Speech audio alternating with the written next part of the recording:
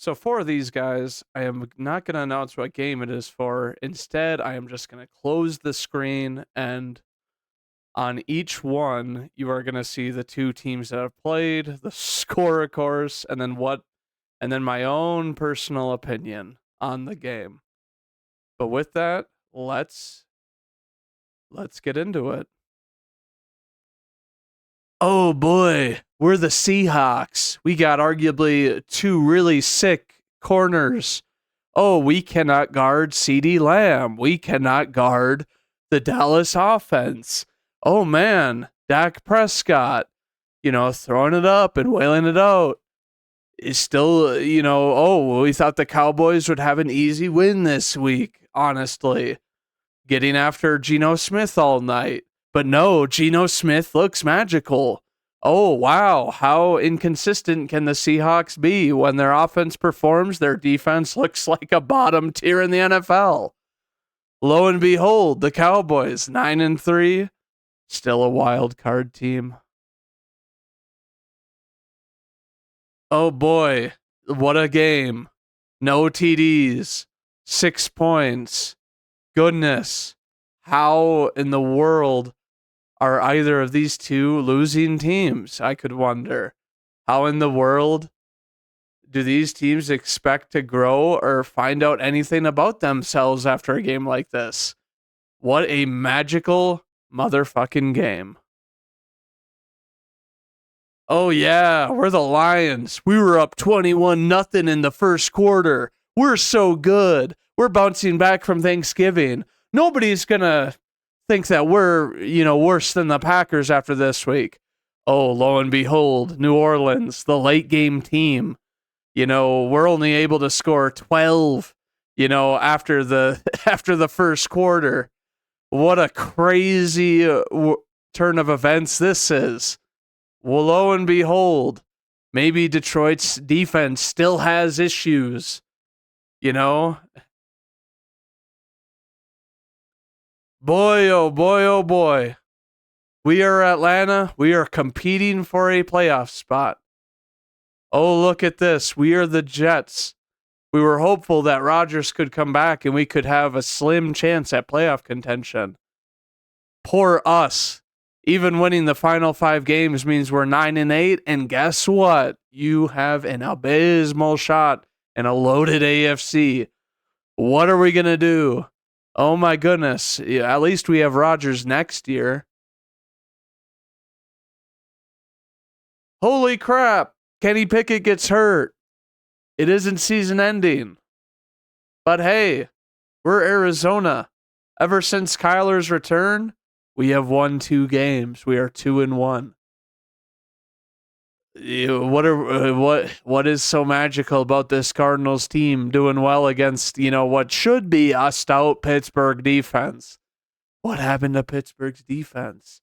Could they not catch the squirreliest of all players in Kyler Murray with how small, agile, and ridiculously mobile he is?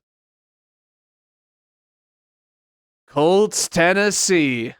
Oh, you thought we were out. You thought we weren't going to come and play Vrabel's team. Oh, yeah, we don't have a playoff shot, but we're going to go and we're going to make sure that we let them know that we're still going to be hanging around. No win is a free win. Heck yeah. Colts, Gardner Minshew. Maybe you'll be a starter next year. Surprise, surprise.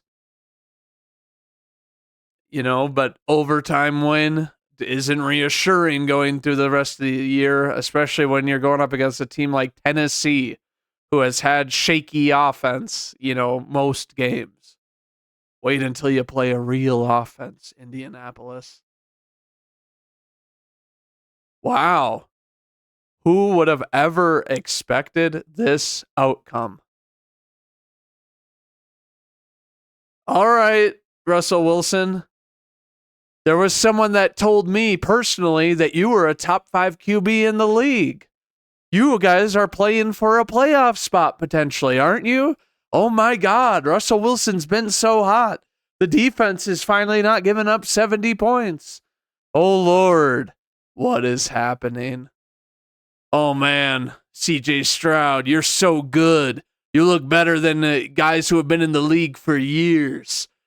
You are the chosen one, here to finally, come into contention and hopefully bring the Texans a reign in the next 10 years.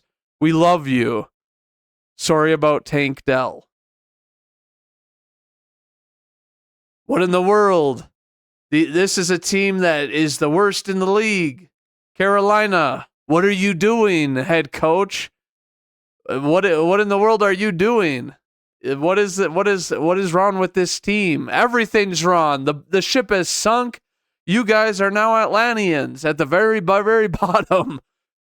Tampa Bay. Oh yeah, we're competing for a playoff spot. We barely eked by Carolina. Baker looks like he could be the part, shows plenty of spirit. Mike Evans had his 10th season in a row of 1,000 yards. Even with an elite wide receiver core with Godwin and Evans, oh my goodness. Are they ever going to figure it out? Oh boy, we are Cleveland. We think that we have a shot at a playoff spot potentially. Boy, we go up against the Rams, who are, right in the thick of it for a wild card spot. Crazy win by them. Maybe there's a magical formula for teams that are 5-6. Teams that are 5-6, I think won every game this week or something like that. Oh boy, the Rams. Puka Nacua. Almost to 1,000 yards. Goodness. Whoever could have thought that a name and a guy with the name of Puka Nacua that rhymes so well and doesn't rhyme with anything could be the first 1,000-yard rookie receiver who was picked 144th. Good Lord. Philadelphia. Man, we don't have to win this game. Sorry about Jalen Hurts and his potential concussion. Coming back. It doesn't matter. The lead was insurmountable. It was a long shot, to say the least, against a 49ers team that balled out and showed that when fully healthy, they are the most talented team. Goodness, Philadelphia. This is not good unless you're trying to motivate your players to do well at the rematch for a likely NFC championship game. Oh, and then Sunday night. Nobody thought the Packers could win, but love is stronger than everything. And oh boy, Kansas City.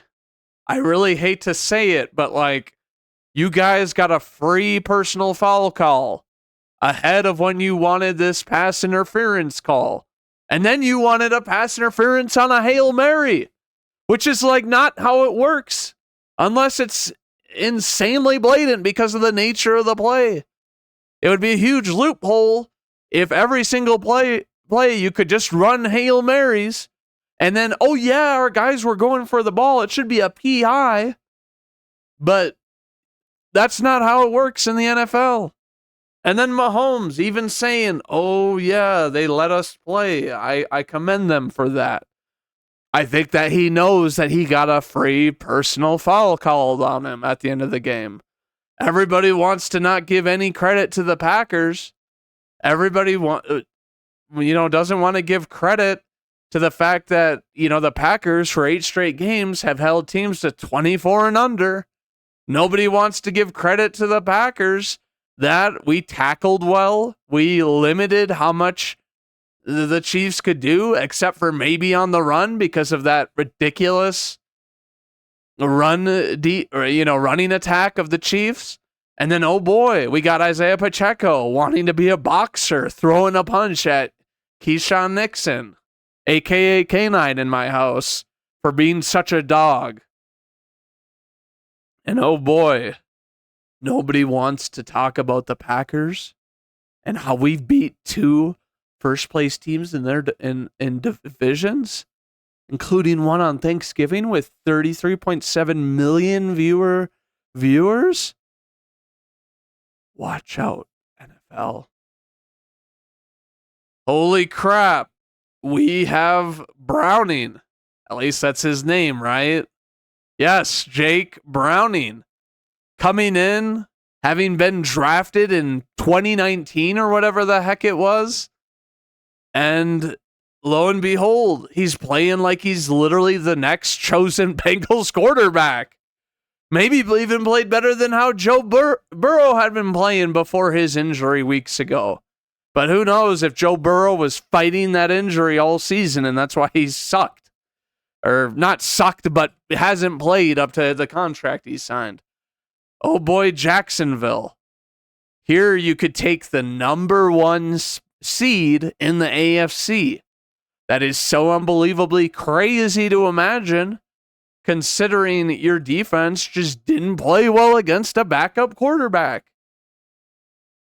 But goodness gracious, Cincinnati, who is more than likely playing for nothing unless they win out, but this game really had to have reinvigorated them.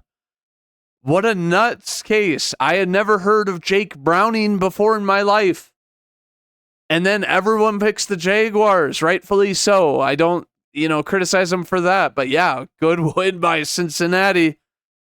Holy hammock. How do you let a guy like Jamar Chase in single coverage for a 70-yard TD? Goodness.